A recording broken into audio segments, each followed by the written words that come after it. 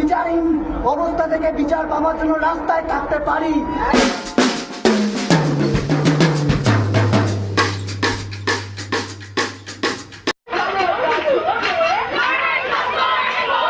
কবে থেকে কাজে ফিরবে জুনিয়র ডাক্তাররা? সুপ্রিম কোর্টে কপিল সিব্বালের প্রশ্নের উত্তর দিলেন Indira Jaising.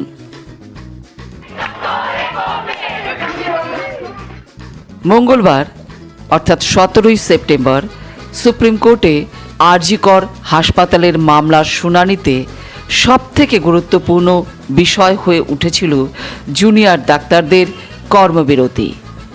Supreme court junior ডাক্তারদের নিরাপত্তাহীনতা কাটাতে ও নিরাপত্তার স্বার্থে মনিটরিং কমিটি তৈরি করার নির্দেশ দেন।